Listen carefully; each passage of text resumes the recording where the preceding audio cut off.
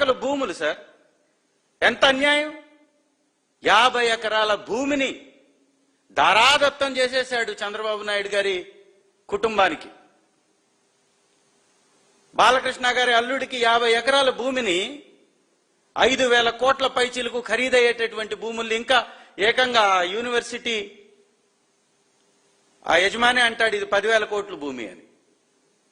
10,000 కోట్ల భూమిని ధారాదత్తం చేస్తూ కౌన్సిల్లో 99 పైసలకు భూములు ఇచ్చారు ఊర్సా లాంటి కంపెనీ కంటే. అబ్బెబ్బే మేము ఇవ్వలేదు, మీ దగ్గర ఏమన్నా ఆధారాలు ఉంటే చూపిమని లోకేష్ గారు అంటారు. చంద్రబాబు గారు ఈరోజు ఏమంటున్నారు ప్రసంగంలో, 99 రూపాయలకి ఇస్తే తప్పేంది, ఉద్యోగాలు ఇప్పించడం కోసం మేము ఊరకనే ఇచ్చేస్తామని చెప్తున్నాడు. ఏం ఉద్యోగాలు మీరు తీసుకొచ్చి ఇచ్చారని నేను ప్రశ్నించాను. అసెంబ్లీలో ఓ ప్రశ్న వేశాను. మీ 20 నెలల్లో మీరు తెచ్చినటువంటి ఉద్యోగాలెన్ని, నిరుద్యోగ భృతి మీరు ఇచ్చినటువంటి సూపర్ 6 పథకాలలో ఒక ముఖ్యమైనటువంటి పథకం, దానికి మీరు కేటాయించినటువంటి కేటాయింపులెన్ని, చెల్లించినటువంటి చెల్లింపులెన్ని అని అడిగితే వారు చెప్పిందేంటో తెలుసా? 20 లక్షల ఉద్యోగాలకి గవర్నర్ గారి ప్రసంగంలో మేము మాట్లాడిచ్చాం, 5 లక్షల ఉద్యోగాలు ఆల్రెడీ ఇచ్చేసామంటున్నాడు. ఏమంటే నేను అడుగుతున్న, ఒక్క నిరుద్యోగికి ఈ రాష్ట్రంలో ఉద్యోగం వచ్చిందా? వస్తే ఏ కంపెనీ ద్వారా వచ్చింది? ఏ కంపెనీలో ఆ ఉద్యోగం చేస్తున్నాడు? ఈ 5 లక్షల ఉద్యోగస్తుల పేర్లు మీకు దమ్ము ధైర్యం ఉంటే, మీరు నిజమైన చెత్త పరిపాలన కాకపోతే, మీది ఉట్టి అబద్ధపు అసత్యపు ప్రభుత్వం పార్టీ కాకపోతే బయట పెట్టండి వాళ్ళ యొక్క పేర్లు. 5 లక్షల పైచీలకు పేర్లు అన్నారు. ఇంకా ఆశ్చర్యం ఏంటో తెలుసా సార్? ఒక్క పెన్షన్ ఇవ్వలేదని శాసన మండలి సాక్షిగా వాళ్ళ మంత్రి ఒప్పుకుంటాడు. ఒక్క పెన్షన్ ఇవ్వాల. 66 లక్షల పెన్షన్లు వైఎస్ఆర్ కాంగ్రెస్ పార్టీ ప్రభుత్వంలో మేమిస్తే ఇవాళ 60 లక్షల పెన్షన్స్ ఇస్తున్నారు. అంటే 6 లక్షల పెన్షన్స్ తీసేశారు. ఎందుకు తీసేశారా అని మీరు అడిగితే, వాళ్ళ భర్త చనిపోతే భార్యకి ఇస్తున్నాం, ఇవ్వమని చెప్పేశాం అంటాడు. నువ్వు తగ్గించావా లేదా? మేము తీసుకొచ్చినటువంటి నిబంధనల ప్రకారం మీరు పెన్షన్ స్కీమ్ని మీరు నడిపిస్తుంటే, మా నిబంధనల ప్రకారం వాళ్ళు అర్హులైతే, అదే నిబంధనల ప్రకారం మీరు అనర్హత వేటు వేసి 6 లక్షల మందిని ఏ విధంగా తీసేస్తారు? ఒక్క పెన్షన్ ఈ రోజు వరకు ఎందుకు ఇవ్వలేదంటే మంత్రి ఏం చెప్తాడు, ఇంకా విధి విధానాలని తేలుస్తున్నామంట. సంవత్సరం ముందు బడ్జెట్ టైంలో కూడా ఇదే చెప్పాడు ఆ మంత్రి. ఇంకా ఆ మంత్రి చెప్పలేకపోతుంటే ఇంకొక మంత్రి అచ్చెన్నాయుడు గారు లేచి 34 లక్షలు టీడీపీ ప్రభుత్వంలో మేము ఇచ్చాము అంటాడు. సరే, ఇది ఒక్కసారి గమనించాలా రాష్ట్ర ప్రజలందరూ. టీడీపీ 2019లో వారు దిగిపోయే సమయానికి 34 లక్షల పెన్షన్స్ మాత్రమే ఇచ్చింది అని అచ్చెన్నాయుడు గారి మాటల్లో వారే నిన్న ఒప్పుకున్నారు. ఇవాళ ఒక్క పెన్షన్ ఇవ్వకపోయినా 6 లక్షల మంది పెన్షన్దారుల్ని తొలగించేసిన 60 లక్షల మంది పెన్షన్దారులు ఉన్నారు. అంటే శ్రీ జగన్మోహన్ రెడ్డి గారు 40 లక్షల పైన కొత్త పెన్షన్స్ ఇచ్చాడు. ఇది నిరంతర ప్రక్రియ, ప్రతి సంవత్సరం జరగాల్సిందే, ప్రతిరోజు జరగాల్సిందే, ప్రతి నెల జరగాల్సిందే. కానీ ఈ రోజు వరకు జరగల. మొన్న నేను ఒక మండల మీటింగ్కి వెళ్ళాను. మండల మీటింగ్లో ఎంఈఓ వచ్చి, మండల ఎడ్యుకేషన్ ఆఫీసర్ వచ్చి, సార్ మీరేమన్నా ఒక స్కూల్ నన్నా మీరు డెవలప్ చేశారా? ఒక్క స్కూల్ కన్నా ₹1 ఖర్చు చేశారంటే, సార్ ఇప్పటి వరకు 0, ₹1 ప్రభుత్వం నుంచి విద్యాశాఖకి స్కూల్స్ కానీ కాలేజెస్ కానీ ఆధునీకరించడానికి ₹1 ఇయ్యలేదని చెప్పాడు. రికార్డుగా ఎవిడెన్స్ తోటి చెప్పాడు. అంటే విద్యకి కేటాయింపులు లేవు, వైద్యానికి కేటాయింపులు లేవు.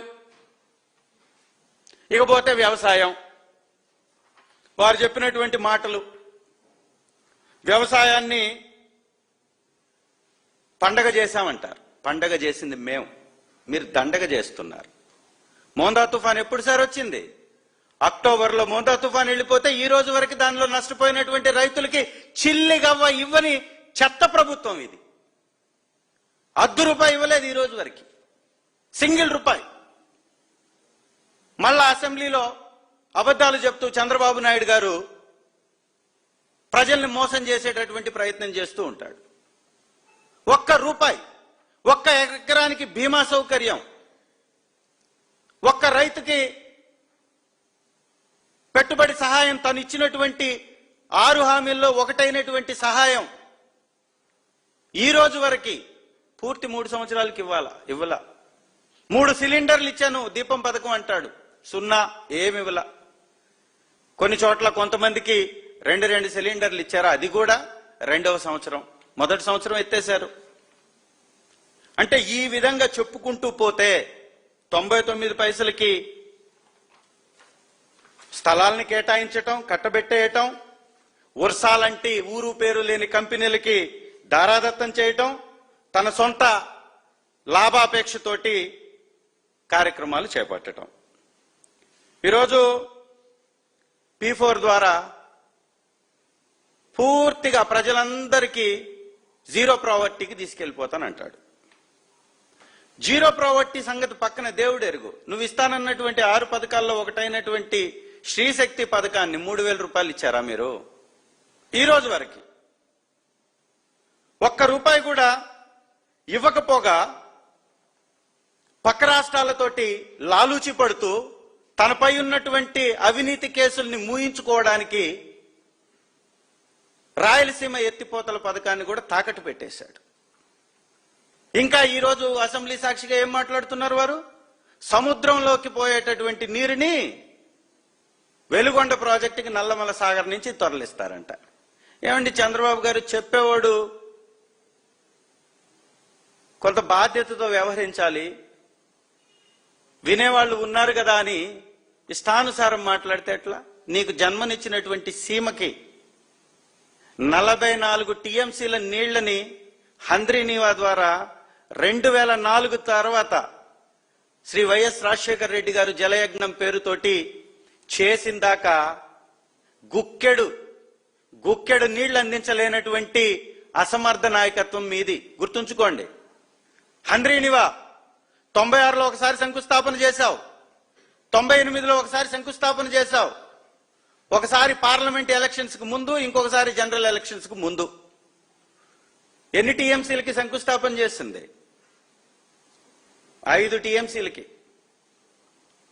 2004 దాకా అతీగతి లేదు ఆ ప్రాజెక్టుకి.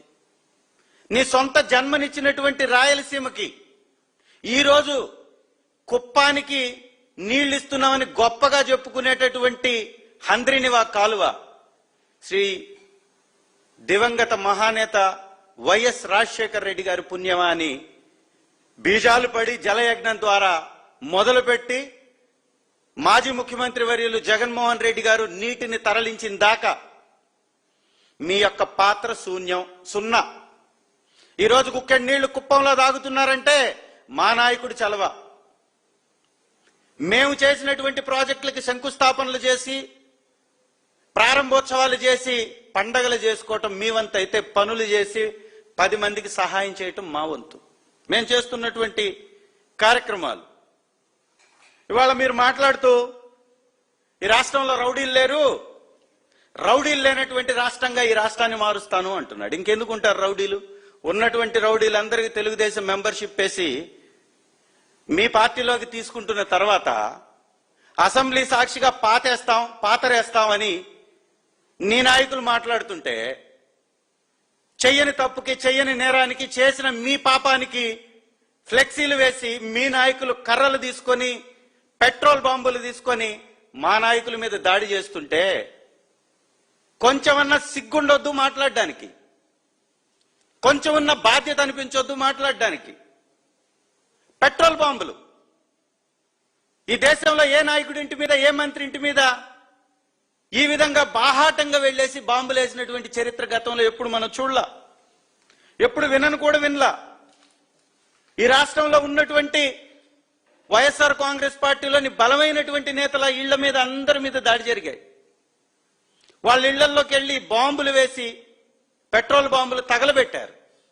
కర్రలు తీసుకొని పోలీసుల సమక్షంలోనే ఫర్నిచర్ని ధ్వంసం చేశారు, గ్లాసులను ధ్వంసం చేశారు. వైఎస్ఆర్ కాంగ్రెస్ పార్టీ ఆఫీస్ హిందూపురంలో మొత్తం ధ్వంసం చేశారు. మీకంటే రౌడీలు ఎవరన్నా ఉన్నారా? మీరు ఉన్నటువంటి వాళ్ళందరూ రౌడీలు, ఆడవాళ్ళని మోసం చేస్తున్నటువంటి వాళ్ళు, మీ కూటమిలో నాయకులు ఇంతమంది మీ సభలో ఉంటే బయట ఎందుకుంటారు ఇంకా రౌడీలు? ఫస్ట్ మీ యొక్క పార్టీని చక్కదిద్దుకోమని మీకు హితవు పలుకుతూ ప్రతి అంశం మీద ఈ రాష్ట్రంలో జరుగుతుంది ఏంది?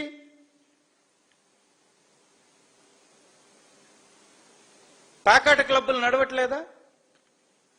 మీ హిందూపురంలో తెలుగుదేశం నాయకుడు ఒక ఆయనకి సంబంధించినటువంటి క్లబ్బు చిలకలూరిపేటలో నడుస్తుంది, గుంటూరులో క్లబ్ నడుస్తుంది, నడవట్లేదా? బెల్ట్ షాపులు రాష్ట్ర వ్యాప్తంగా నడుస్తుంది, కనపడట్లేదా?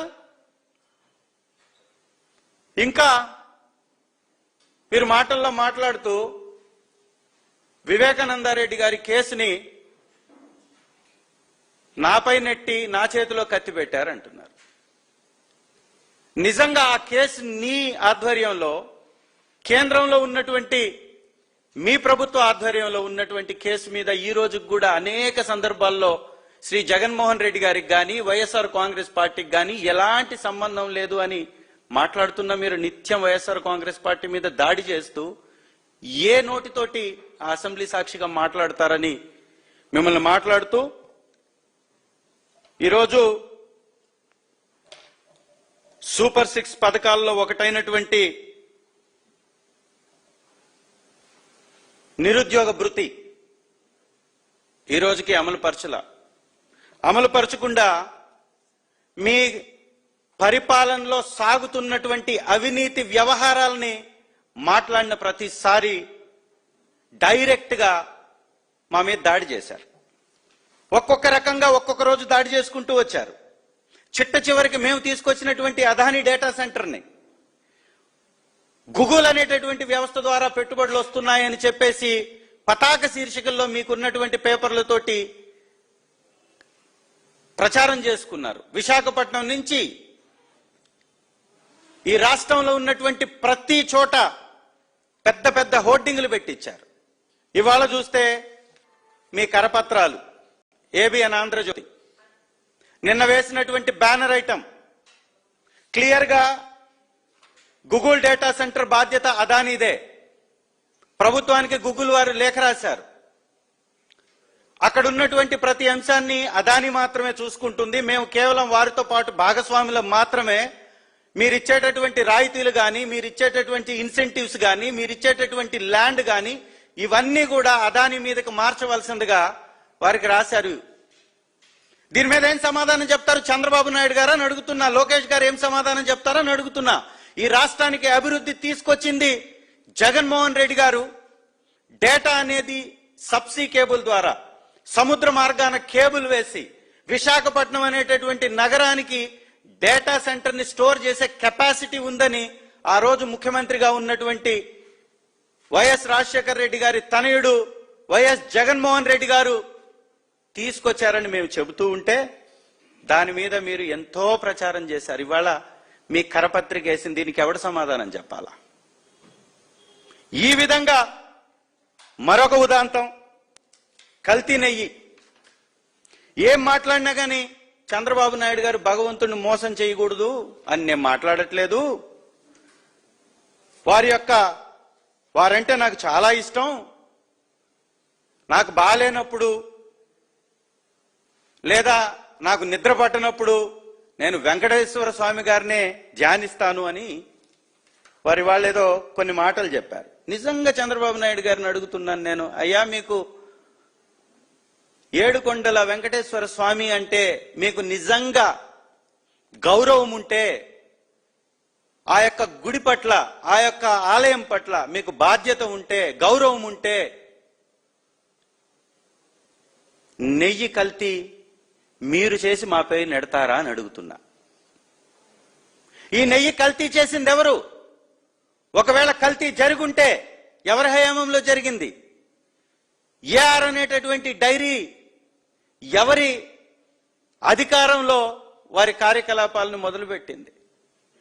ఇవన్నీ సిబిఐ ఆధ్వర్యంలోని సిట్ తన ఛార్జ్ షీట్లో పొందుపరిచింది. మేము అనేక సందర్భాల్లో చెప్పాం, ఈ యొక్క వ్యవహారానికి మాకు సంబంధం లేదు, వైఎస్ఆర్ కాంగ్రెస్ పార్టీకి అసలు సంబంధం లేనటువంటి అంశం, చంద్రబాబు నాయుడు గారి అధికారంలోకి వచ్చిన తర్వాత జరిగినటువంటి అంశానికి వైఎస్ఆర్ కాంగ్రెస్ పార్టీ ప్రభుత్వానికి ఏం సంబంధం ఉంటుంది అని మేము పదే పదే మాట్లాడితే వారు అనేక సార్లు మాపై దాడి చేశారు. వాళ్ళ చేతిలో కరపత్రాలు ఉన్నాయి, వాడి చేతిలో మీడియా ఛానల్స్ ఉన్నాయని మాపై దాడి చేశారు. ఇవాళ సిబిఐ వేసినటువంటి ఛార్జ్ షీట్లో నిజాలు ఒక్కొక్కటిగా బయటపడ్డాయి. చంద్రబాబు గారి ఇంద్రజాలం, మాయల పకీరు వేషాలు వేసినటువంటి ప్రతి ఒక్కరి బాగోతాలు బయటపడిపోయాయి. ఈ ఇంద్రజాలం ఏంది అంటే 278 రూపాయలకి నెయ్యి సప్లై చేసినటువంటి హెరిటేజ్ అనేటటువంటి కంపెనీకి సంబంధించిన అనుబంధ సంస్థ అయిన ఇందాపూర్ డైరీ అనేటటువంటి దానికి అసలు నెయ్యి 300 లోపల రాదు, దానికి డబల్ రేట్లో కట్టబెట్టాలనేటటువంటి ఒక పన్నాగం బన్నాడు చంద్రబాబు నాయుడు గారు, కూటమి నేతలు. 2015లో 278 రూపాయలకి నెయ్యిని సప్లై చేసినటువంటి ఇందాపూర్ అనేటటువంటి డైరీని ఈరోజు ఇంత రాద్ధాంతం చేసిన తర్వాత, ఇంత బురిడీ చేసిన తర్వాత, ఇంత మర్మాన్ని లోపల పెట్టుకొని చంద్రబాబు గారి మాయాజూదం, మాయాజాలం, కనికట్టు కార్యక్రమం ఏందయా అంటే హెరిటేజ్ భాగస్వామి అయిన ఇందుకూరు డైరీకి 658 రూపాయలకి చరిత్రలో లేని విధంగా, ఈ రోజుకి చరిత్రలో, టీటీడీ చరిత్రలో 658 రూపాయలు ఎప్పుడు నెయ్యికి చెల్లించలా ఇన్ని సంవత్సరాల్లో. ఈ ఇందుకూరు డైరీకి సంబంధించినటువంటి మ్యానుఫ్యాక్చరింగ్ యూనిట్ హెరిటేజ్ ఇది అని వారి యొక్క వెబ్సైట్లో 17వ నంబర్గా ఉంటుంది. ఈ రోజుకి మీరు హెరిటేజ్ డైరీ /మ్యానుఫ్యాక్చరింగ్ యూనిట్స్ అని కానీ కొడితే వాళ్ళ వెబ్సైట్లో కింద భువనేశ్వరమ్మ గారి ఫోటో కూడా ఉంటుంది. వాళ్ళ వెబ్సైట్ ఇది, దానిలో 17వ నంబర్ ఇందుకూరి డైరీ. ఈ డైరీ మహారాష్ట్రలో ఉంటుంది, అతిపెద్ద డైరీ, చాలా పెద్ద ప్రాజెక్ట్, చాలా పెద్ద యూనిట్ ఇది, హెరిటేజ్కి సంబంధించింది. ఈ సంస్థ, ఈ వ్యవస్థ చంద్రబాబు నాయుడు గారు అధికారంలోకి వచ్చినప్పటి నుంచి చాలా సందర్భాల్లో నెయ్యిని సప్లై చేసింది సుమి. ఏ ఒక్కరోజు కూడా చంద్రబాబు నాయుడు గారి హెరిటేజ్ నెయ్యిని సప్లై చేస్తున్నట్టుగా ఎప్పుడు బయటికి చెప్పలా. ఎందుకంటే ఇది ఇలాగే దాగిద్ది అనుకున్నారు. వైవి సుబ్బారెడ్డి గారు సుప్రీంకోర్టులో కేసు వేసి సిట్ని ఏర్పాటు చేయకపోతే ఇప్పటికే ప్రజలకు తెలియదు. ఎందుకంటే మేము ఇన్ఫర్మేషన్ అడిగితే ఇవ్వరు. చంద్రబాబు నాయుడు గారు మీరు అసెంబ్లీకి రాక ఆగిన సమయంలో మీరు జీతం తీసుకున్నారా అని నేను రైట్ టు ఇన్ఫర్మేషన్ యాక్ట్ కింద అసెంబ్లీ వ్యవహారాలు చూసేటటువంటి చీఫ్ సెక్రటరీ గారికి లెటర్ పెట్టా. ఈ రోజుకి నాకు ఇన్ఫర్మేషన్ ఇవ్వలా. అంటే ఒక ప్రజాస్వామ్యంలో హక్కుగా ఒక ఎమ్మెల్యే అడిగినటువంటి వ్యవహారానికి కూడా ఈ రోజు వరకు ఇవ్వలా. మీ మీడియా సాక్షిగా చెప్తున్నాను. చీఫ్ సెక్రటరీ గారు నన్ను పిలిచి విత్డ్రా చేసుకోమని నన్ను కోరాడు. అదే విధంగా ఇవాళ సిబిఐ సిట్లో ఇవన్నీ బయటకు రాకపోతే, ఇందుకు ఇవన్నీ వచ్చినటువంటి కంపెనీలు ఎవరికి ఎవరు ఏ విధంగా ఎప్పటి నుంచి సప్లై చేస్తున్నారు అనేది బయటికి రాకపోతే దీనిలో దాగున్నటువంటి ఈ గూఢార్థం బయటకు వచ్చేది కాదు. ఇది హెరిటేజ్ వెబ్సైట్, మళ్ళీ చెప్తున్నా, ఇది హెరిటేజ్ వెబ్సైట్. ఈ హెరిటేజ్ వెబ్సైట్ లో 22 హెరిటేజ్ మ్యానుఫ్యాక్చరింగ్ యూనిట్స్ ఉన్నాయి. దానిలో 17వ మ్యానుఫ్యాక్చరింగ్ యూనిట్ ఈ ఇందాపూర్ డైరీ అనేది. ఇది మహారాష్ట్రలోని ఇందాపూర్లో ఉంటుంది, బారామతి నియోజకవర్గంలో ఉంటుంది. ఇది ఈ డైరీ 2014లో 5,77,500 కేజీల నెయ్యిని సప్లై చేసింది 325 రూపాయలకి. మరొక సందర్భంలో, ఒక సందర్భంలో 278కి, ఇంకొక సందర్భంలో 325 రూపాయలకి 5,77,500 కేజీల నెయ్యి. అంటే దాదాపుగా టీటీడీ వినియోగించేటటువంటి నెయ్యిలో దాదాపుగా 35% పైచిలుకు ఈ ఒక్క కంపెనీనే సప్లై చేసింది. మరొక సందర్భంలో కూడా ఈ కంపెనీ ప్రతిసారి టెండర్లు వేస్తూనే ఉంటుంది, ప్రతిసారి బిడ్ వేస్తుంది. కానీ ఇది 2016లో ల్యాబ్లో ఫెయిల్ అయింది. గమనించాలి మీరు. ఒకవేళ నిజంగా కల్తీ జరుగుంటే హెరిటేజ్ అనేటటువంటి వ్యవస్థ యొక్క చరిత్రను కానీ వెనక్కి వెళ్లి చూస్తే, తెలంగాణ అసెంబ్లీ సాక్షిగా ఆ రోజు కేటీఆర్ గారు వారు అసెంబ్లీలో మాట్లాడారు. కర్ణాటక డైరీ, కర్ణాటక రాష్ట్రం హెరిటేజ్ పాలల్లో విష నమూనాలు ఉన్నాయి అని బ్యాన్ చేసింది. కర్ణాటక రాష్ట్రం బ్యాన్ చేసిందండి పాలని. కర్ణాటక రాష్ట్రం బ్యాన్ చేసింది పాలన అంటే వాళ్ళ యొక్క సంస్థ యొక్క పరిస్థితి ఏంటో గమనించండి. మళ్ళీ రీసెంట్ గా ఫుడ్ సేఫ్టీ వ్యవస్థ ₹1,00,000 పెనాల్టీ వేసింది, పెరుగు క్వాలిటీ లేదు అని. అంటే ఇలాంటి చరిత్ర కలిగినటువంటి కంపెనీ ఇవాళ టీటీడీకి ₹658 నెయ్యిని సప్లై చేస్తుంది. ఈ కంపెనీ 2019లో ₹321 సప్లై చేసింది. ఒకసారి గమనించండి. ఇవన్నీ కూడా డేటా నేను మీడియా మిత్రులందరికీ ఇస్తాను. డేట్తో సహా, టెండర్ ప్రొక్యూర్మెంట్ క్వాంటిటీతో సహా, టెండర్ నంబర్తో సహా, ఏ డేటుల్లో ఏ రోజు ఈ Indapur company dairy milk products company ఎప్పుడెప్పుడు వేసిందో, టెండర్లు వేసిందో మనకు కనపడుతుంటది. నేను మొన్న సాక్షిలో మాట్లాడాం. పెద్దలు కరుణాకర్ రెడ్డి గారు కూడా మాట్లాడారు. మాట్లాడిన తర్వాత ఈ యొక్క హెరిటేజ్ సంస్థ ఇందాపూర్ అనేటటువంటి ఈ సంస్థ నెయ్యి టీటీడీకి ఇచ్చే నెయ్యిలో భాగస్వామ్యం లేదు అని ఒక బాధ్యతారాహిత్యమైనటువంటి ఒక ప్రకటనని రిలీజ్ చేసింది. ఇవాళ చంద్రబాబు నాయుడు గారు మళ్ళీ దాని గురించి మాట్లాడతాడు. హెరిటేజ్ ₹1 కూడా లబ్ధి పడలేదు ఈ యొక్క గవర్నమెంట్ లో అంటుంది. ఏమండి మీరు అలైన్మెంట్ ఎందుకు మార్చారు? రింగ్ రోడ్ అలైన్మెంట్ దగ్గర మీకు హెరిటేజ్ భూములు ఉన్నాయి అనేటటువంటి వ్యవహారాన్ని ఆ రోజు ఏసీబీ తేల్చిందా లేదా? అంటే ఈ ప్రభుత్వం ద్వారా మీరు లబ్ధి పొందకుండానే ఈ రాష్ట్రంలో ఉన్నటువంటి అనేక చోట్ల హెరిటేజ్ వ్యవస్థలను మీరు ఏర్పాటు చేశారా?